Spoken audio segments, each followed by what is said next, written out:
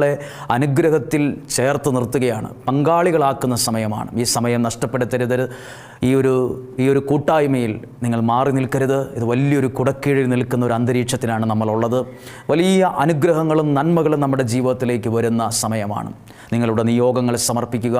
ഒരു നിമിഷം നിങ്ങൾ ഈ വചന ശുശ്രൂഷയിലേക്ക് പരിശുദ്ധ അമ്മയുടെ വിമല ഹൃദയത്തിന് നമ്മളെ തന്നെ പ്രതിഷ്ഠിക്കാൻ ഒരുങ്ങുന്ന സമയത്ത് ഒന്ന് പ്രാർത്ഥിച്ചൊരുങ്ങാമോ? നിങ്ങളെ വളരെ സ്നേഹത്തോടും ബഹുമാനത്തോടും കൂടെ കണ്ടുകൊണ്ട് നിങ്ങൾക്ക് വേണ്ടി പ്രാർത്ഥിക്കട്ടെ. നിങ്ങളുടെ കുടുംബങ്ങളിൽ ദൈവത്തിൻ്റെ സാന്നിധ്യം ഉണ്ടാകട്ടെ. നിങ്ങളുടെ പ്രാർത്ഥനാ വിഷയങ്ങളിൽ ദൈവം ഇടപെടട്ടെ. നിങ്ങളുടെ രോഗങ്ങളെ ദൈവം സൗഖ്യമാക്കട്ടെ. നിങ്ങളുടെ അടഞ്ഞ വാതിലുകളെ ദൈവം തുറക്കട്ടെ. നിങ്ങളുടെ കുടുംബത്തിൽ സന്തോഷവും സമാധാനവും നിറയാൻ ഇടവരട്ടെ. പരിശുദ്ധാത്മാവ് അതിനുവേണ്ടി നിങ്ങളെ ഒരുക്കുന്നതിന് നന്ദി പറയുന്നു. വിശുദ്ധ ലൂക്കായുടെ സുവിശേഷം 1-ാം അധ്യായം 38-ാമത്തെ വാക്യം, മറിയം പറഞ്ഞു, ഇതാ കർത്താവിൻ്റെ ദാസി, നിൻ്റെ വാക്ക് എന്നിൽ നിറവേറട്ടെ. മറിയത്തെ മറ്റു സ്ത്രീകളെക്കാൾ വലിയൊരു അനുഗ്രഹിക്കപ്പെട്ടൊരു വ്യക്തിയായി മാറിയതിൻ്റെ പിന്നിലെ രഹസ്യം അറിയാമോ? ഇതുപോലെ ഒരു ദാസി മനോഭാവത്തിൽ നിന്ന് വചനത്തെ സ്വീകരിച്ചതാണ് അവളെ ശ്രേഷ്ഠയാക്കി മാറ്റിയത്. ഇതേ വചനമാണ് വിമല ഹൃദയ പ്രതിഷ്ഠയുടെ ഈ ദിവസങ്ങളിൽ ഇതേ വചനമാ മറിയം സ്വീകരിച്ച അതേ വചനമാ പ്രിയരെ നിങ്ങളും സ്വീകരിക്കുന്നത്. ഈ കേൾക്കുന്ന വചനം സ്വീകരിക്കുമ്പോൾ നിങ്ങളെ ദൈവം ശ്രേഷ്ഠരാക്കി മാറ്റും. നിങ്ങളുടെ കുടുംബത്തെ ദൈവം ശ്രേഷ്ഠമാക്കി മാറ്റും. എവിടെയും തോറ്റുപോകത്തില്ല. വചനം നമ്മളെ തളർത്തുന്നതല്ല, വചനം നമ്മളെ വളർത്തുന്നതാണ്. വചനം നമ്മളെ നയിക്കുന്നതാണ്. ഇനി കേൾക്കുക.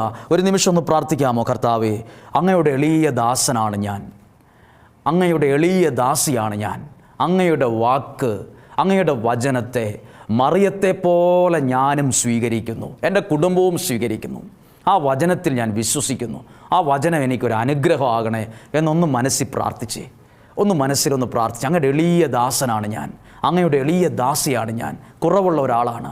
ഈ വചനം എന്നെ അനുഗ്രഹമാക്കി മാറ്റണമേ പ്രാർത്ഥിക്കുകയാണ്. ഇന്ന് വചനത്തിലേക്ക് നമ്മൾ പ്രവേശിക്കുമ്പോൾ പരിശുദ്ധ അമ്മ സ്വീകരിച്ച ആ വചനത്തെ, ആ വചനം അവളെ ശ്രേഷ്ഠയാക്കി മാറ്റി. അപ്പോൾ വചനത്തിന് കൊടുത്ത വിലയാണ് ഇവിടെ നമ്മൾ ചിന്തിക്കുന്നത്. ഇന്ന് നമ്മൾ ചിന്തിക്കാൻ അതിനോട് ആധാരമായി എടുക്കുന്ന ഒരു വചനമാണ് ഉൽപ്പത്തി പുസ്തകം 22-ാമത്തെ അധ്യായം. ദൈവവചനവുമായി ബന്ധപ്പെട്ട് ദൈവത്തിൻ്റെ വാക്ക് സ്വീകരിച്ച മറിയം. ഇവിടെ ഞാൻ നിങ്ങളോട് പറയാൻ ഉദ്ദേശിക്കുന്ന കാര്യം, വചനത്തെ ഒരാൾ സ്വീകരിക്കുമ്പോൾ അതിന് ദൈവം എത്രമാത്രം വില കൊടുക്കുന്നുവെന്നറിയണം. അതാണ് പൗലോസ്ലീഹ പറഞ്ഞത്, ദൈവത്തിൻ്റെ വചനം മനുഷ്യൻ്റെ വചനമായിട്ടല്ല, ദൈവവചനമായിട്ട് തന്നെ ഞാൻ സ്വീകരിക്കുന്നു. അത് മനുഷ്യൻ്റെ വാക്കുകളായിട്ടോ കഥയായിട്ടോ രസകഥകളായിട്ടോ ഉപമകളായിട്ടോ എന്ന് മാത്രമല്ല, അത് ദൈവത്തിൽ നിന്ന് ദൈവവചനമായി തന്നെ ഞാൻ സ്വീകരിക്കുന്നു. നിങ്ങളും ഈ കേൾക്കുന്ന വചനം ദൈവവചനമായി നിങ്ങൾ സ്വീകരിക്കുക. അത് നിങ്ങളുടെ ജീവിതത്തെ ശ്രേഷ്ഠകരമാക്കി മാറ്റും.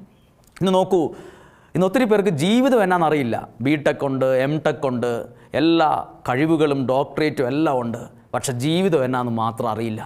വചനത്തിൽ വളരുന്ന ഒരാൾക്ക് മാത്രമേ ജീവിതം എന്നാണെന്നും കൂടെ അറിയാൻ പറ്റുള്ളൂ. ബാക്കി എല്ലാം ഇന്ന് ആൾക്കാർക്ക് അറിയാം. കൊച്ചു പിള്ളേർക്ക് വരെ മൊബൈൽ ഫോൺ ഉപയോഗിക്കാൻ അറിയാം. എല്ലാ അറിവുകളും എല്ലാ മനുഷ്യനും അത്യാവശ്യം അറിയാം. എന്തൊക്കെയാണ് ചെയ്യേണ്ടത്? പുതിയൊരു കാറ് നിരത്തിലിറങ്ങിയാൽ അതിൻ്റെ സവിശേഷതകൾ സ്കൂളിൽ പഠിക്കുന്ന കുഞ്ഞുങ്ങൾക്ക് വരെ അറിയാം. പക്ഷെ ജീവിതം എന്നാണെന്നറിയില്ല.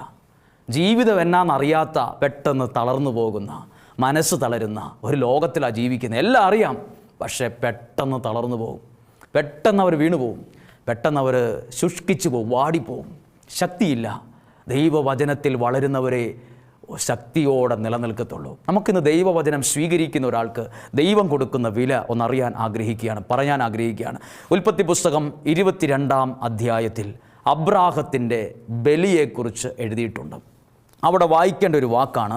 ഉൽപ്പത്തി പുസ്തകം 22-ാം അധ്യായത്തിൻ്റെ ഓരോ വാക്കുകളും വായിക്കുമ്പോൾ അബ്രാഹാം ദൈവത്തിൻ്റെ വാക്ക് കേട്ട മനുഷ്യനാണ്. കേൾക്കുക മാത്രമല്ല, അനുസരിച്ച ഒരാളാണ്.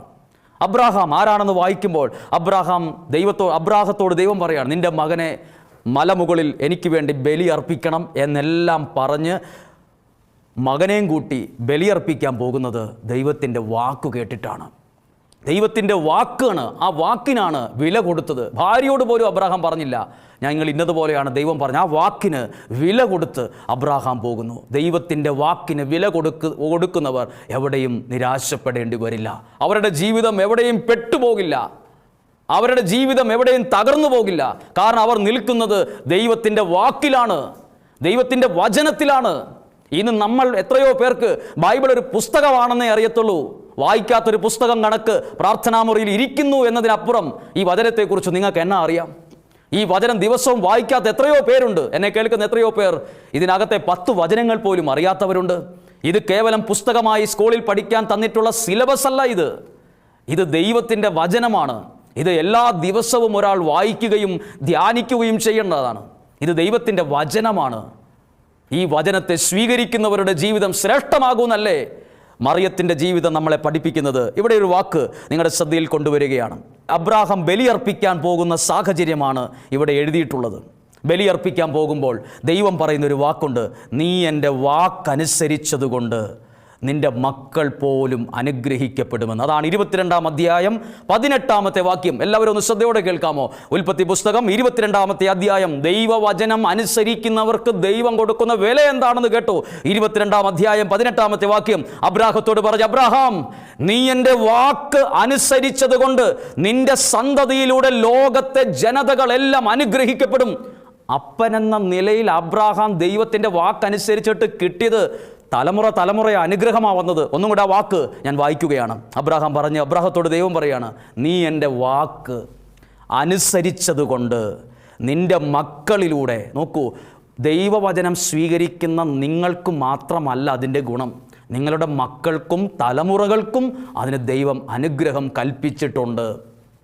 ഇത് കേവലം ഒരറിവല്ല പറയുന്നത്, ഇത് ബൈബിളിലെ സത്യസന്ധമായ യാഥാർത്ഥ്യങ്ങളാണ്. എൻ്റേതായ ഭാവനയിൽ കണ്ട കഥകളോ അല്ലെങ്കിൽ ഭാവനയിൽ വന്ന ആശയങ്ങളോ അല്ല ഇവിടെ വിളമ്പുന്നത്. നോക്കൂ, ബൈബിൾ എടുത്ത് തുറന്ന പുസ്തകം പോലെ കയ്യിൽ വെച്ച് വായിക്കൂ. 22-ാം അധ്യായം 18-ാമത്തെ വാക്യം. നീ എൻ്റെ വാക്കനുസരിച്ചതുകൊണ്ട് നിൻ്റെ സന്തതിയിലൂടെ ലോകത്തെ ജനതകൾ അനുഗ്രഹിക്കപ്പെടും. ഇന്ന് മക്കളിലൂടെ പലരും അനുഗ്രഹിക്കപ്പെടുകയല്ല ചെയ്തേ, മക്കളിലൂടെ പലരും വിഷമിച്ചുകൊണ്ടായിരിക്കുന്നത്. ഒരുപാട് പേരുടെ ദുഃഖം ആ മക്കളില്ലെന്നോർത്തൊരു ദുഃഖം. വേറെ ഒരു കൂട്ടർ മക്കളുണ്ടല്ലോ എന്നോർത്ത ദുഃഖമാണ്. വേറൊരു കൂട്ടർ മക്കൾ വേണ്ടായിരുന്നു എന്ന് ചിന്തിച്ചുകൊണ്ടുള്ള ദുഃഖമാണ്.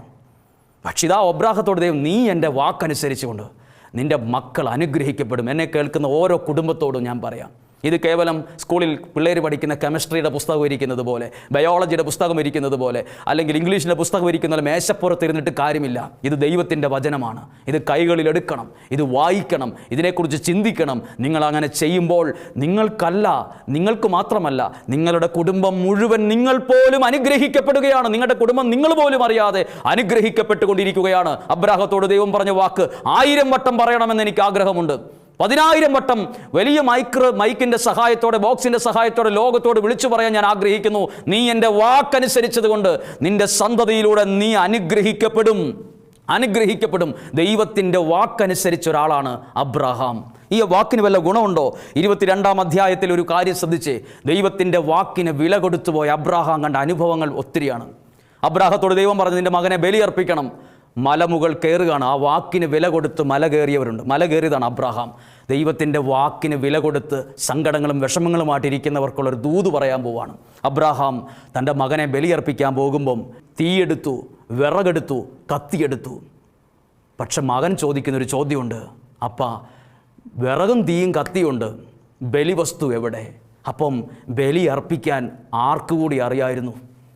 ഇന്ന് നമ്മുടെ കുഞ്ഞുങ്ങൾക്കോ നിങ്ങളുടെ കുടുംബത്തിലുള്ള പലർക്കും എങ്ങനെയാണ് പ്രാർത്ഥിക്കേണ്ടതെന്ന് പോലും അറിയില്ല, എങ്ങനെ ആരാധിക്കേണ്ടതെന്നറിയില്ല, എങ്ങനെയാണ് പാടേണ്ടതെന്നറിയില്ല, വചനം വായിച്ചിട്ട് എന്താ ചെയ്യേണ്ടതെന്ന് അറിയില്ല. ഇതുപോലുള്ള സംവിധാനങ്ങളോ പഠിപ്പിക്കുന്ന വേദപാഠ ക്ലാസ്സുകളോ തിയോളജിക്കൽ സെൻ്ററുകളോ ഒന്നുമില്ലാത്ത അത്രയും വർഷം പഴക്കമുണ്ടായിരുന്ന കാലത്ത് അബ്രാഹത്തിൻ്റെ മകൻ ചോദിക്കുകയാണ് അപ്പനോട്, ഇത്രയും പ്രായമുള്ള ചെറിയൊരു കൊച്ചു ചോദിക്കുകയാണ്, അപ്പാ വിറകുണ്ട്, തീയുണ്ട്, കത്തിയുണ്ട്, ബലിവസ്തു എവിടെ? അബ്രാഹത്തിൻ്റെ മകന് വരെ അറിയായിരുന്നു എങ്ങനെയായിരുന്നു ബലി അർപ്പിക്കേണ്ടതെന്ന്. ഈ വിമലഹൃദയ പ്രതിഷ്ഠയിലൂടെ പ്രാർത്ഥനയിൽ നിയോഗത്തോടെ പങ്കെടുക്കുന്ന ഓരോ പ്രിയപ്പെട്ടവരും കേട്ടെ, നിങ്ങളുടെ കുഞ്ഞുങ്ങൾക്ക് ശരിയാവണ്ണം കുരിശ് വരയ്ക്കാൻ പോലും അറിയില്ല. ബൈബിളിലെ ഒരു കാര്യവും അധികമായി അറിയത്തില്ല. അവർക്കതിൻ്റെ വില അറിയത്തില്ല. അതെന്തിനാണ് അവർ ചോദിക്കുന്നത്? എന്തിന് പ്രാർത്ഥിക്കണം, എന്തിന് പള്ളിയിൽ പോകണം, എന്തിന് ബൈബിൾ വായിക്കണം, അതില്ലേലും ജീവിക്കാൻ പറ്റുമല്ലോ എന്ന് അവർ വാദിച്ച് തെളിയിച്ചുകൊണ്ടിരിക്കുകയാണ് പലതും പറഞ്ഞ്. ശ്രദ്ധിക്കൂ, അബ്രാഹത്തിൻ്റെ കാലത്ത് ഇസഹാക്കൊക്കെ അനുഗ്രഹിക്കപ്പെടാൻ കാരണം അബ്രാഹത്തിൻ്റെ മകൻ ഇസഹാക്കിന് വരെ എങ്ങനെയായിരുന്നു ബലി അർപ്പിക്കണം എന്നറിയായിരുന്നു. ദൈവത്തിൻ്റെ വാക്കിന് വില കൊടുത്ത അബ്രാഹത്തിൻ്റെ മകൻ തോന്നിയാസിയായി പോയില്ല, അനുഗ്രഹിക്കപ്പെട്ടവനായി വളർന്നുവെന്ന് ഈ വേദപുസ്തകം സത്യസന്ധമായി വിളിച്ചു പറയുന്നുണ്ട്. ദൈവവചനത്തിൻ്റെ വില കൊടുക്കുന്നവർ ആ വീടും ആ തലമുറയും രക്ഷപ്പെടും, ശ്രേഷ്ഠമായി മാറും. അതാണ് മറിയത്തിൻ്റെ ജീവിതത്തിലൂടെ നമ്മൾ പഠിച്ചത്. ഇനി കേൾക്കൂ, ബലിയർപ്പിക്കാൻ മലമുകളിലേക്ക് കയറിയപ്പം എന്തുകൊണ്ടോ ഇല്ല, ഒരു ടിപ്പർ ലോറി നിറച്ച് കല്ലുമായിട്ടല്ല പോയത്. ചിന്തിക്കേണ്ട കുറച്ച് കാര്യങ്ങളാണ് പറയുന്നത്. ദൈവം ഇടപെട്ട കാര്യമാണ്. ഇതുപോലൊരു ഇടപെടൽ നിങ്ങളുടെ ജീവിതത്തിൽ നടക്കും. വിറക്, തീയ്, കത്തി. മകൻ ചോദിച്ചു ബലിവസ്തുവോടെ. അപ്പോൾ അബ്രഹാം പറഞ്ഞൊരു വാക്കുണ്ട്, 5 മിനിറ്റ് പോലും ആലോചിക്കാതെ, 10 മിനിറ്റ് തലപുകഞ്ഞ് ആലോചിക്കാതെ ഉടനെ ഒരു മറുപടി പറഞ്ഞു, ദൈവം തരും. ഈ മാതാവിൻ്റെ വിമല ഹൃദയ പ്രതിഷ്ഠയ്ക്കൊരുക്കമായി നിൽക്കുന്ന ഈ പ്രാർത്ഥിക്കുന്ന നിങ്ങളോട്, നിങ്ങളുടെ നിയോഗത്തിൻ്റെ മുമ്പിൽ നിന്നുകൊണ്ട്, നിങ്ങളുടെ പ്രാർത്ഥനാ വിഷയത്തിൻ്റെ മുമ്പിൽ നിന്നും, ശാലോമിലേക്ക് നിങ്ങൾ വിളിച്ചറിയിച്ച ഓരോ നിയോഗത്തിൻ്റെയും മുമ്പിൽ നിന്നുകൊണ്ട് ഉറക്കെ അബ്രാഹത്തിൻ്റെ വാക്ക് പറയട്ടെ, ദൈവം തരും, ദൈവം തരും. ദൈവം തരുമെന്ന് പറഞ്ഞാൽ മനുഷ്യൻ്റെ വാക്ക് പോലെയല്ല, അത് തന്നിരിക്കും. നിങ്ങളുടെ നിയോഗത്തെ നോക്കി, നിങ്ങളുടെ ആവശ്യങ്ങളെ നോക്കി ദൈവത്തിൻ്റെ ഈ വാക്ക് ഈ തുറന്ന ബൈബിളിൻ്റെ മുമ്പിൽ നിന്നുകൊണ്ട് വിളിച്ചു പറയും, ദൈവം തരും. നിങ്ങളുടെ വീടുകളിൽ മുഴുവൻ എല്ലാ മുറികളിലും കേൾക്കത്തക്ക വിധം വിളിച്ചു പറയുന്നു, ദൈവം തരും. ഈ പ്രശ്നത്തിന് പരിഹാരം ദൈവം തരും. ദൈവം ഉത്തരം നൽകും, ദൈവം പരിഹാരം കൽപ്പിക്കും, ദൈവം തരും. അങ്ങനെ മലമുകളിൽ കയറി ചെന്ന് എന്താ എഴുതിയിരിക്കുന്നൊരു വാക്കുണ്ട്, അവിടെ കല്ല് പെറുക്കാൻ വേണ്ടി അബ്രാഹാം കുറച്ച് സമയം മാറ്റിവെച്ച് കാണും. എഴുതിയിരിക്കുന്ന വാക്ക്, അവൻ ബലിപീഠം പണിതു എന്നാണ്. ബലിപീഠം പണിതത് കൊണ്ടുപോകാൻ നേരത്ത് തോളത്ത് കല്ലിട്ടല്ല പോയത്. അവിടെ ചെന്ന് വിറകും കത്തിയൊക്കെ അവിടെ വച്ച് ഇതിലേ നടന്ന് കല്ലുകൾ പെറുക്കി എടുത്ത് കൂട്ടിവെച്ച് ബലിപീഠം പണിതു, വിറക് വച്ചു. തൻ്റെ മകനായ ഇസ്ഹാക്കിനെ അതിൻ്റെ മുകളിൽ കിടത്തി. അപ്പോഴൊന്നും ഈ കല്ല് പെറുക്കാൻ പോയപ്പോഴൊന്നും അപ്പുറത്തൊരാട് മുൾച്ചെടികൾക്കിടയിൽ കുടുങ്ങിക്കിടക്കുന്ന അബ്രാഹാം കണ്ടില്ല, ഒന്നും കണ്ടില്ല. അവിടെ ഒരു ഒച്ചയോ ബഹളമോ ഒരാടിനെയോ കണ്ടില്ല. അതിനുശേഷം തൻ്റെ അരയിലുണ്ടായിരുന്ന കത്തിയെടുത്ത് ഈ ഇസഹാക്കിൻ്റെ ശരീരത്ത് കുത്തിയിറക്കാൻ നേരത്ത് അതിൻ്റെ കൈപ്പിടിയിൽ ആ കത്തിയെ ഉയർത്തി, കത്തിയുടെ മുനയും ഇസഹാക്കിൻ്റെ ശരീരവും തമ്മിൽ സെക്കൻഡിൻ്റെ ഗ്യാപ്പുള്ളപ്പോൾ, ചില സെക്കൻഡുകളുടെ വ്യത്യാസമുള്ളപ്പോൾ ഒരു സ്വരം അബ്രഹാം കേൾക്കുന്നു. അബ്രഹാം, അബ്രഹാം എന്നൊരു വിളി കേൾക്കുന്നു. അബ്രഹാം ഞെട്ടിപ്പോകുന്നു. എന്നിട്ട് പറയുവാണ്, കുട്ടിയെ തൊട്ടുപോകരുത്. ദൈവം ഇടപെട്ട സമയം അബ്രാഹത്തിൻ്റെ കയ്യിലിരിക്കുന്ന കത്തിയുടെ മുനയും ഇസഹാക്കിൻ്റെ ശരീരവും തമ്മിൽ വളരെ മൈന്യൂട്ട് സെക്കൻഡിൻ്റെ വ്യത്യാസമേ ഉണ്ടായിരുന്നുള്ളൂ. അപ്പോഴാണ് ദൈവം അബ്രാഹത്തെ വിളിക്കുന്നത്, അബ്രഹാം, അബ്രഹാം, തൊട്ടുപോകരുത്. ഇതാണ് ദൈവത്തിൻ്റെ ഇടപെടൽ. ഇതിനു മുമ്പ് അബ്രഹാം പറഞ്ഞൊരു വാക്കുണ്ട്, ദൈവം തരും. എന്നിട്ട് അബ്രഹാം അടുത്ത വാക്യത്തിൽ, ഈ വാക്യം വായിക്കുമ്പോൾ അറിയാൻ പറ്റും, അബ്രഹാം തല ഉയർത്തി നോക്കി. എഴുതിയിട്ടൊരു വാക്കാണ്. അബ്രഹാം തല ഉയർത്തി നോക്കിയപ്പോൾ ദൈവം പറഞ്ഞു, ഇതാ അപ്പുറത്ത് മുൾച്ചെടികൾക്കിടയിൽ ഉടക്കിക്കിടക്കുന്ന ഒരു ആട്. അപ്പോൾ ഈ ആട് എവിടെ നിന്ന് വന്നു? ഇതിലെ മുഴുവൻ ഈ ബലിപീഠം പണിയാൻ നേരത്ത് കല്ല് പെറുക്കിയ സമയത്ത് ഈ ആട് അവിടെ ഇല്ലായിരുന്നല്ലോ. അപ്പോൾ ഭാവനാത്മകമായ ഒരു കാര്യം പറയട്ടെ, അബ്രഹാം തൻ്റെ മകനെ ബലിയർപ്പിക്കാൻ ഈ മല കയറിയപ്പം തൊട്ടടുത്ത സ്ഥലത്തൂടെ ഈ പ്രശ്നത്തിന് പരിഹാരവും ദൈവം കയറ്റിക്കൊണ്ടുവന്ന് അവിടെ നിർത്തി. അതാണ് തല ഉയർത്തി നോക്കിയപ്പോൾ ദൈവം ഒരുക്കിയതിനെ അബ്രഹാം കണ്ടു. വാക്കു പറഞ്ഞ ദൈവം വിശ്വസ്തനാണ്. ദൈവം തരും, ദൈവം തരും എന്ന് പറയും. ഇതുപോലെ തന്നെയാണ് ഈ പ്രാർത്ഥനയിൽ പങ്കെടുക്കുന്ന എനിക്ക് നിങ്ങളോട് പറയാനുള്ളത്. ഇന്ന് നിങ്ങളും അബ്രാഹത്തെ പോലെ ഒരു മല കയറുകയാണ്. ഒത്തിരി വിഷമങ്ങളായി, സങ്കടങ്ങളായി, പല കാര്യങ്ങൾക്ക് ഉത്തരവില്ല, എന്ത് ചെയ്യണമെന്നറിയാത്ത ഒരു മനസ്സും ശരീരവും ഒക്കെ വിഷമം കൊണ്ട് ബലൂണ് കാറ്റ് നിറച്ച് ഊതി വീർപ്പിച്ചതുപോലെ മനസ്സും ഹൃദയവും എല്ലാം ഇങ്ങനെ ആകെ വീർത്ത് ആകെ സങ്കടപ്പെട്ടിരിക്കുന്ന നിങ്ങൾ അബ്രാഹത്തെ പോലെ മല കയറുമ്പോൾ നിങ്ങൾ കയറുന്ന മല കാണുന്നൊരു ദൈവമുണ്ട്. കൃത്യസമയത്ത് നിൻ്റെ ജീവിതത്തിൽ ദൈവം ഇടപെടും. ഈ പരിശുദ്ധ അമ്മയിൽ ഇടപെട്ട ഒരു ദൈവമില്ലേ, ആ ദൈവം നിൻ്റെ ജീവിതത്തിലും ഇടപെട്ടിരിക്കും. ഒരു അത്ഭുതം നീ കണ്ടിരിക്കും. അബ്രാഹത്തോട് ദൈവം പറഞ്ഞു, നീ കുഞ്ഞിൻ്റെ മേൽ കത്തി വയ്ക്കരുത്, കൊല്ലരുത്, ഇത് ആടിനെ പിടിച്ച് ബലി അർപ്പിക്കുക. സ്വപ്നത്തിൽ പോലും അബ്രാഹാം വിചാരിച്ചില്ലായിരിക്കും ഒരുപക്ഷെ ഇങ്ങനെയൊക്കെ ദൈവം ഇടപെടുമെന്ന്. ചിന്തിക്കാത്ത വിധത്തിലാണ് ദൈവം ഇടപെട്ടത്. പ്രിയപ്പെട്ടവരെ, നിങ്ങളുടെ ജീവിതത്തിലും ഈ വിമല ഹൃദയ പ്രതിഷ്ഠ പ്രാർത്ഥനയിൽ പങ്കെടുക്കുന്ന നിൻ്റെ ജീവിതത്തിൽ, നിൻ്റെ കുടുംബത്തിൽ ഈ 33 ദിവസം കഴിയുമ്പോൾ നീയും പറയും, ഞാൻ ചിന്തിച്ചതുപോലെ ഒന്നുമല്ല കാര്യങ്ങൾ പോയത്, എന്നെ ദൈവം അത്ഭുതകരമായി എൻ്റെ ജീവിതത്തിൽ ഇടപെട്ടു എന്ന് ഒരു സാക്ഷ്യം പറയത്തക്ക വിധം ദൈവം നിന്നെ തൊട്ടിരിക്കും. ദൈവത്തിൻ്റെ വാക്ക് അനുസരിക്കുന്ന എല്ലായിടത്തും അനുഗ്രഹമുണ്ട്. ദൈവത്തിൻ്റെ വാക്കനുസരിക്കുന്ന എല്ലായിടത്തും, പരിശുദ്ധ അമ്മയിൽ എന്നല്ല, അബ്രാഹത്തിൽ നിന്നല്ല. ഇനി യോഹന്നാൻ്റെ സുവിശേഷം 2-ാം അധ്യായത്തിൽ കാനായിൽ നിന്നൊരു വിവാഹം നടക്കുമ്പോൾ പരിശുദ്ധ അമ്മ ഒരു വാക്കേ പറഞ്ഞുള്ളൂ, അവൻ പറയുന്ന പോലെ ചെയ്യുക. ആ വാക്കനുസരിച്ച് ആ കല്യാണ വീട്ടിൽ അത്ര അനുഗ്രഹം ഉണ്ടാകാൻ കാരണം എന്നറിയാമോ? അവിടെ കുറേ ആണുങ്ങളും സ്ത്രീകളും പുരുഷന്മാരും എല്ലാം ഉണ്ട്. അപ്പം ദൈവം പറഞ്ഞ വാക്ക്, പരിശുദ്ധ അമ്മ പറഞ്ഞ് അവൻ പറയുന്ന പോലെ ചെയ്യാൻ പറഞ്ഞപ്പം അനുസരണയുള്ള കുറച്ച് ദാസന്മാർ ആ വീട്ടിലുണ്ടായിരുന്നു. പിന്നെ വീഞ്ഞ് തീർന്നു പോയപ്പോൾ അടുത്ത സ്ഥലത്ത് പോയി മേടിക്കുമല്ലാണ്ട് കിണറ്റിൽ നിന്ന് വെള്ളം കോരുവാണോ ചെയ്യേണ്ടതെന്ന് തർക്കുത്തരം പറയുന്ന ന്യായീകരിക്കുന്ന ആരും ആ വീട്ടിലില്ലായിരുന്നു. ദൈവത്തിൻ്റെ വാക്ക് പറഞ്ഞപ്പോൾ അനുസരിക്കുന്ന കുറച്ച് പേര് എവിടെയുണ്ടോ അവിടെ അനുഗ്രഹമുണ്ട്. നിങ്ങളുടെ വീട്ടിൽ ദൈവത്തിൻ്റെ വചനം കേൾക്കുമ്പോൾ അതിന് തർക്കുത്തരം പറയാതെ ന്യായീകരിക്കാതെ അനുസരിക്കുന്ന ഒരാളുണ്ടോ, അനുഗ്രഹമുണ്ട് അവിടെ. ദൈവവചനം ഏറ്റെടുക്കുന്നവരുടെ ജീവിതത്തിൽ അത്ഭുതങ്ങൾ സംഭവിച്ചിരിക്കും. അവിടെ ദൈവം പ്രവർത്തിച്ചിരിക്കും. കാനായിലെ കുടുംബത്തിൽ വീഞ്ഞു തീർന്നു പോയപ്പോൾ 10 കിലോമീറ്റർ അപ്പുറത്തുള്ള ഒരു കിണറ്റിൽ പോയി കോരാനല്ല പറഞ്ഞത്, സ്വന്തം കൺമുമ്പിലുണ്ടായിരുന്നു നന്മ. സ്വന്തം വീട്ടുമുറ്റത്തെ കിണറ്റിൽ നിന്ന് വെള്ളം കോരാനാണ് പറഞ്ഞത്. അത്രയും അടുത്തുണ്ടായിരുന്നു. അവനേക്കാൾ ബുദ്ധിയുള്ള ആരും കണ്ടില്ലല്ലോ ഈ കിണറ്റിൽ കിടക്കുന്ന ഈ വെള്ളത്തെ വീഞ്ഞിൻ്റെ രൂപത്തിൽ. പക്ഷെ ദൈവം കണ്ടു. ആരും കാണാത്തതിനെ നിന്റെ ജീവിതത്തിൽ ദൈവം കൊണ്ടുവരും, കാണിച്ചു തരും, അത്ഭുതങ്ങൾ ചെയ്യും. അത്ഭുതങ്ങൾ ഒരുപാട് അകലെയല്ല, നമ്മുടെ കൺമുമ്പിൽ തന്നെ ദൈവം കാണിച്ചു തരും. ദൈവത്തിൻ്റെ വാക്കനുസരിച്ച് എന്തിന് മാറ്റം ഉണ്ടായി? പച്ച വെള്ളത്തിന് വരെ മാറ്റം ഉണ്ടായി.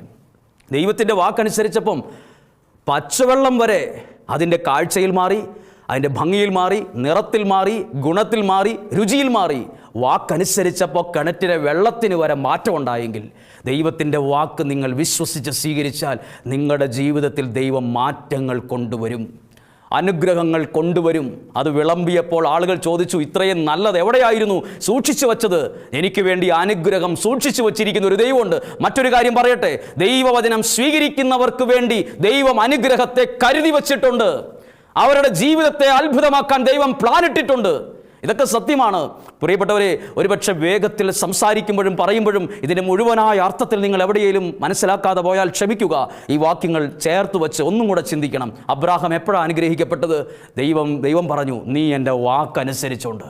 കാനായിലെ കുടുംബത്തിൽ പ്രതിസന്ധി ഉണ്ടായപ്പോൾ വെള്ളം വീഞ്ഞായത് അവിടെ വലിയ സ്വാധീനമുള്ള കുറേ പേരുണ്ടായതുകൊണ്ടല്ല, ദൈവത്തിൻ്റെ വാക്കനുസരിച്ച കുറച്ച് ശുശ്രൂഷകർ, ദാസന്മാർ ആ വീട്ടിലുണ്ടായിരുന്നു. പാത്രം എടുത്ത് ഇവിടെ വക്ക്, വെള്ളം കോരി നിറയ്ക്കെന്ന് പറഞ്ഞപ്പം ആ വാക്കനുസരിക്കുന്ന കുറച്ച് പേർ ആ വീട്ടിലുണ്ടായിരുന്നു. നിങ്ങളുടെ വീട്ടിലും ദൈവത്തിൻ്റെ വാക്കിന് വില കൊടുക്കുന്ന ഒരു തലമുറ എഴുന്നേറ്റ് വരട്ടെ. ദൈവത്തിൻ്റെ വാക്ക് അതിന് വില കൊടുക്കുന്ന, അതിനെ ഹൃദയത്തോട് ചേർത്ത് വയ്ക്കുന്ന തലമുറ എഴുന്നേറ്റ് വരട്ടെ. ഒരു കാര്യം നിങ്ങളോട് ശ്രദ്ധിച്ച് പറയാം, അത് നിങ്ങൾ ഡയറിയിൽ വേണേൽ എഴുതി വെച്ചോളുക. ദൈവത്തിൻ്റെ വചനത്തെ ഹൃദയത്തോട് ചേർത്ത് പിടിക്കുന്നവനെ ദൈവവും ഹൃദയത്തോട് ചേർത്ത് പിടിച്ചിരിക്കും. ദൈവത്തിൻ്റെ വചനം ഉയർത്തുന്നവരെ ദൈവവും ഉയർത്തും. ദൈവത്തിൻ്റെ വചനം ഉയർത്തിയ ഒരാളും ദാരിദ്ര്യത്തിൽ കഴിയുന്നില്ല. ദൈവത്തിൻ്റെ വചനത്തെ ഉയർത്തിയ ഒരു പ്രസ്ഥാനവും തകർന്നു പോയിട്ടില്ല. ദൈവത്തിൻ്റെ വചനത്തെ സ്നേഹിച്ച ഒരാളുടെ ജീവിതം നിരാശ കയറിയിട്ടില്ല. നോക്കിക്കോ, നിങ്ങൾ പഠിച്ചോ. ദൈവവചനത്തെ എവിടെയൊക്കെയാണോ, രാജ്യമായാലും പ്രസ്ഥാനമായാലും ഒരു സ്ഥാപനമായാലും വീടായാലും ദൈവവചനത്തിന് വില കൊടുക്കാത്തവരുടെ ജീവിതമേ തകർന്ന് തരിപ്പണമായി ഡിസോർഡറായി പോയിട്ടുള്ളൂ. ദൈവവചനം ഉയർത്തിയവരുടെ ജീവിതത്തെ ഒക്കെ ദൈവവും ഉയർത്തിയിട്ടുണ്ട്. പ്രിയപ്പെട്ടവരെ, ദൈവത്തിൻ്റെ വചനത്തെ ഉയർത്താൻ തുടങ്ങിയപ്പോൾ മുതലുള്ള ഉയർച്ചയെ എനിക്കുള്ളൂ. നിങ്ങളുടെ മുമ്പിൽ നിൽക്കാനുള്ള ഒരു യോഗ്യതയും ഒരു ഉയർച്ചയും ഒരു സാഹചര്യവും ഒന്നും എനിക്കില്ലാന്ന് എനിക്ക് പ്രസംഗിക്കുന്ന എനിക്ക് നന്നായിട്ട് അറിയാം. എന്നേക്കാൾ അറിവുള്ളവരും കഴിവുള്ളവരും മെച്ചമുള്ളവരും വീടുള്ളവരും സാമ്പത്തികമുള്ളവരും പഠനമുള്ളവരും എന്നെ കേൾക്കുന്നവരുണ്ട്. നിങ്ങളുടെ മുമ്പിൽ നിൽക്കുവാനുള്ള ഒരേ ഒരു യോഗ്യത ദൈവം എനിക്ക് തന്നത് ഈ പുസ്തകം, ഈ വചനം ഉയർത്തിയപ്പോൾ കിട്ടിയ യോഗ്യത മാത്രമേ ഉള്ളൂ. ആ അറിവേ എനിക്കുള്ളൂ. ആ യോഗ്യതയിലാണ് ഞാൻ നിൽക്കുന്നത്. എനിക്കറിയാം, എൻ്റെ ജീവിതത്തിൽ നിന്ന് ചോര കൊണ്ട് എഴുതിയ ഒരു സത്യമുണ്ട്, ദൈവവചനത്തെ ഉയർത്തുന്നവരെ ദൈവം താഴ്ത്തില്ല. അതാരുമായിക്കൊള്ളട്ടെ, എവിടെയും ആയിക്കൊള്ളട്ടെ, ഏത് കുഴി കിടക്കുന്നവനായിക്കൊള്ളട്ടെ, ദൈവവചനത്തെ ഉയർത്തുന്നവൻ ഏണിയിൽ കയറുന്നത് പോലെ പടിപടിയായി അവൻ കയറി വരുന്നത് കാണാൻ പറ്റും. അവൻ പഠിച്ചുകൊണ്ടിരുന്നപ്പോൾ അവൻ ക്ലാസ്സിൻ്റെ ഏറ്റവും പിറകിലത്തെ ബെഞ്ചിൽ പോയി കിടന്ന ഒരു യോഗ്യതയില്ലാത്തവനാണ്. അവൻ എങ്ങനെ ഈ നിലയിലെത്തി? അവൻ ജീവിതത്തിൽ എല്ലാ വിഷയങ്ങളും തോറ്റപ്പോഴും ദൈവവചനത്തെ അവൻ സ്നേഹിച്ചിരുന്ന ഒരാളായിരുന്നു. അവനെ ദൈവം വഴികളിലൂടെ ഉയർത്തി വളർത്തി. പ്രിയപ്പെട്ടവരെ, പരിശുദ്ധ അമ്മ ദൈവവചനത്തെ സ്വീകരിച്ചു. നിസ്സാരമല്ല, അത് ചെറിയ കാര്യമല്ല, ഗൗരവമായി സ്വീകരിക്കേണ്ട ഒരു കാര്യമാണ്. ഇത് മറ്റ് പുസ്തകം പോലെ അല്ല, ഇത് ജീവനുള്ള ദൈവത്തിൻ്റെ വാക്കാണ്. ഒന്ന് സ്വീകരിച്ച് നോക്ക്. എന്ത് ചെയ്യണം അതിനുവേണ്ടി? നിങ്ങളൊരു വചനം വായിക്കുമ്പോൾ അത് കഴിഞ്ഞ് നിങ്ങളുടെ മനസ്സിൽ പറയണം, ഈ വചനം ഞാൻ വിശ്വസിക്കുന്നു, ഈ വചനം ഞാൻ പരിശുദ്ധ അമ്മയെപ്പോലെ ഏറ്റെടുക്കുന്നു. പരിശുദ്ധ അമ്മയെ ശ്രേഷ്ഠയാക്കിയത് സൗന്ദര്യമൊന്നുമല്ല. പരിശുദ്ധ അമ്മയെ ശ്രേഷ്ഠയാക്കിയത് ഉപയോഗിച്ച വസ്ത്രത്തിൻ്റെ പ്രത്യേകത കൊണ്ടല്ല. വചനത്തെ ഇതാ കർത്താവിൻ്റെ ദാസി എന്ന് പറഞ്ഞൊരൊറ്റ വാക്കേൽ അവളെല്ലാവരേക്കാൾ ശ്രേഷ്ഠയായി മാറി. നിങ്ങൾക്ക് നിങ്ങളുടെ കുടുംബത്തിനും ഒന്ന് ശ്രേഷ്ഠമാകണ്ടേ? നിങ്ങളുടെ കുഞ്ഞുങ്ങൾ ശ്രേഷ്ഠമായി വളരണ്ടേ? അവർ വഴിതെറ്റി പോകാൻ പാടില്ല, തകർന്നു പോകാൻ പാടില്ല. നാളെ വഴി കിടക്കുന്നു, അതാ അപ്പുറത്ത് പോലീസ് പിടിച്ചു, അവരെ സ്റ്റേഷനിൽ വെച്ച് അവരെ അടിച്ചു. ഇതൊന്നുമല്ല നമ്മൾ കേൾക്കേണ്ട വാർത്തകൾ. ഇതൊന്നുമല്ല നമ്മൾ കേൾക്കേണ്ട വാർത്തകൾ. മാതാപിതാക്കൾ ഇന്ന് പലരും കേൾക്കുന്ന വാർത്ത, നിൻ്റെ കൊച്ചിന് ഇതാ പോലീസ് സ്റ്റേഷനിലുണ്ട്, ലോക്കപ്പിൽ നിന്ന് ഇറക്കണ്ടേ, അവർക്ക് പോലീസുകാർ നല്ല തല്ല് കിട്ടിയെന്ന് തോന്നുന്നു. ഇതൊക്കെയാണ് ഇന്ന് കേൾക്കുന്നത്. അങ്ങനെയൊക്കെ ഉണ്ടാകാതിരിക്കാൻ പ്രിയപ്പെട്ടവരെ, ദൈവവചനത്തിൽ വേണം വളരാൻ. വഴിതെറ്റി പോകത്തില്ല. അവരുടെ ജീവിതം ഒരിക്കലും കുഴിയിലേക്ക് പോവില്ല. കുഴിയിൽ നിന്ന് അവർ കയറാൻ തുടങ്ങും. കുഴിയിൽ നിന്ന് കയറിയ അനേകർ ഈ ഒരു ചുവട് വച്ചാണ് കയറിയത്. പ്രിയപ്പെട്ടവരെ, പരിശുദ്ധ അമ്മയെപ്പോലെ ദൈവവചനം സ്വീകരിക്കാൻ തയ്യാറാകുക. അങ്ങനെയെങ്കിൽ അബ്രാഹത്തെ പോലെ നിങ്ങളൊരു അനുഗ്രഹം കാണും. എപ്പോഴാണെന്നറിയോ? അബ്രാഹാം മലമുകളിൽ ചെന്ന് ബലിപീഠം ഉണ്ടാക്കി, കത്തിയെടുത്ത് എല്ലാം തീർന്നു. എനിക്ക് ദൈവം തന്ന ഈ കൊച്ച് എൻ്റെ കയ്യിൽ നിന്ന് എൻ്റെ കൺമുമ്പിൽ തീരാൻ പോകുന്ന സമയത്ത് ദൈവം വിളിക്കുവാണ്, അബ്രഹാം. അവിടെ ഒറ്റ മനുഷ്യക്കുഞ്ഞില്ലാത്ത ആ മോറിയ മലമുകളിൽ ദൈവം അത് കണ്ടു. നിൻ്റെ യാത്ര ദൈവം കാണുന്നു. നീ കയറുന്ന മല ഏതാണെന്ന് ദൈവത്തിനറിയാം. നീ എവിടെയായി ഇങ്ങനെ ഒരു പ്രതിസന്ധി എനിക്ക് ദൈവത്തിനറിയാം. കറക്റ്റ് സമയത്ത് വിളിക്കും, അബ്രഹാം. തൊട്ടുപോകരുത്. ആ കത്തിയും കത്തിയുടെ മുനയും ശരീരവും തമ്മിൽ മൈന്യൂട്ട് സെക്കൻഡ് വ്യത്യാസമുള്ളപ്പം ദൈവം ഇടപെട്ട്, എന്നിട്ട് അബ്രഹാം തല ഉയർത്തി നോക്കി. തല ഉയർത്തി നിൽക്കാൻ ദൈവവചനത്തെ അനുസരിക്കുന്നവർക്ക് സാധിക്കും. അവരുടെ തല താന്നു പോകാൻ ഈ ദൈവം സമ്മതിക്കത്തില്ല. പരിശുദ്ധ അമ്മയെ നമ്മളിന്ന് കാണുമ്പോൾ എല്ലായിടത്തും പരിശുദ്ധമ്മയുടെ മാധ്യസ്ഥ ഇങ്ങനെ ഉയർന്നു നിൽക്കാൻ കാരണം പരിശുദ്ധമ്മ വചനത്തെ സ്വീകരിച്ചവളാണ്, വിശ്വസിച്ചവളാണ്. ഇതാ കർത്താവിൻ്റെ ദാസി. നമുക്കൊരു നിമിഷം പ്രാർത്ഥിക്കാം. പ്രിയപ്പെട്ടവരെ, ഈ വിമല ഹൃദയ പ്രതിഷ്ഠയുടെ 6ാമത്തെ ദിവസം പ്രധാനപ്പെട്ട ഒരു കാര്യമായിട്ട് ദൈവം തരൂന്ന് അത് വേറെ ഒരാളോട് പറഞ്ഞായിട്ട് കാണരുത്. അതെന്നോടാ ദൈവം പറഞ്ഞതെന്ന് കേൾക്കണം. ഇവിടെ ഇരിക്കുന്ന എന്നെ കേൾക്കുന്ന ഒരമ്മയുണ്ട്, അപ്പനുണ്ട്, സഹോദരനുണ്ട്, യുവാവുണ്ട്, യുവതിയുണ്ട്, കൊച്ചു കുഞ്ഞുങ്ങളുണ്ട്. ഓരോരുത്തരോട് ദൈവം പറഞ്ഞ് ദൈവം തരും. അത് വിശ്വസിച്ചാൽ ആ അനുഭവം സ്വന്തമായിരിക്കും. എങ്ങനെയെന്ന് ചോദിക്കരുത്. അത് നമ്മുടെ ബുദ്ധിയിൽ വഴികളുണ്ടാവില്ല. നമ്മുടെ എല്ലാ വഴികളും അടഞ്ഞവിടെ നിൽക്കുകയായിരിക്കും. ദൈവം തരുമെന്ന് പറഞ്ഞാൽ തന്നിരിക്കും. ദൈവം തരും. അബ്രാഹാം അതേ അനുഭവത്തിലാണ് മലയിറങ്ങിയത്. പോയ പോലെയാണോ ഇറങ്ങിയത്? പോയപ്പോൾ വിറകും കത്തിയൊക്കെയായി ടെൻഷനോടെ ഇങ്ങനെ കയറിപ്പോവാണ്. തിരിച്ചു വരുന്നത് ദൈവം ഇടപെട്ട 100 അനുഭവങ്ങളുമായി സന്തോഷത്തോടെ മലയിറങ്ങി വന്നു. ഇതുപോലൊരു 33 ദിവസം പ്രാർത്ഥന കഴിഞ്ഞ് ഇന്ന് സങ്കടത്തിലാകാം, ഇന്ന് വിഷമത്തിലാകാം, ഇന്ന് ആകെ ശ്വാസം മുട്ടുന്ന അനുഭവങ്ങളിലൂടെ ആകാം ഇന്ന് കയറിപ്പോകുന്നത്. നിങ്ങൾ 33 ദിവസം നിയോഗം വെച്ച് പ്രാർത്ഥിക്കുമ്പോൾ അബ്രഹാം മലയിറങ്ങി ഇങ്ങനെ വന്നതുപോലെ സന്തോഷത്തോടെ ദൈവം എന്നെ തൊട്ടു, ദൈവം എൻ്റെ ജീവിതത്തിൽ ഇടപെട്ടു, ദൈവം എനിക്ക് ഉത്തരം നൽകി എന്ന് ഒരു കൊട്ട സാക്ഷ്യവുമായി ഈ മലയിറങ്ങാൻ പ്രിയരെ നിങ്ങളെ ദൈവം സഹായിക്കും. നമുക്കൊരിക്കൽ കൂടി പ്രാർത്ഥിക്കാം. പരിശുദ്ധ അമ്മയുടെ വിമല ഹൃദയത്തിലേക്ക് നമ്മളെ തന്നെ ഒന്ന് പ്രതിഷ്ഠിക്കാൻ ഒരുങ്ങാം. ചുമ്മാ എന്തേലുമല്ല, നമ്മുടെ ജീവിതവും ശരീരവും മനസ്സും എല്ലാം. നിങ്ങൾ ഇന്ന് വരെ നിയോഗം വെച്ച് പ്രാർത്ഥിച്ചില്ലെങ്കിൽ ശാലോമിലേക്ക് നിങ്ങൾ വിളിക്കണം. ആ നിയോഗം നിങ്ങൾ പറയണം. ജപമാല സഖ്യത്തിൽ പങ്കുചേരണം. എന്നിട്ടൊരു കൂട്ടായ്മയിൽ നിന്ന് പ്രാർത്ഥിക്കണം. ഈ കൂട്ടായ്മ കളയരുത്. ഇത് അനുഗ്രഹത്തിൻ്റെ ചില ബന്ധങ്ങളാണ്, ദൈവം ഒരുക്കിയ അവസരങ്ങളാണ്. അത് കളയരുത്. തുടർന്നുള്ള ആരാധനയിലേക്ക് പ്രാർത്ഥനയോടെ പ്രവേശിക്കുമ്പോൾ ഇന്ന് ഈ ആരാധനയിലും വചനത്തിലും കേട്ട കാര്യങ്ങൾ 100% നിങ്ങളുടെ നാവുകൊണ്ട് പറയും, ദൈവം തരും. അത് തെറ്റില്ല, അത് തെറ്റിപ്പോകില്ല. പരിശുദ്ധാത്മാവ് അതിനായി നമ്മളെ സഹായിക്കട്ടെ. ഈ വചനത്തിലൂടെ നിങ്ങൾ അനുഗ്രഹിക്കപ്പെടും, നിങ്ങൾ സന്തോഷിക്കും. തുടർന്ന് പ്രാർത്ഥനയോടെ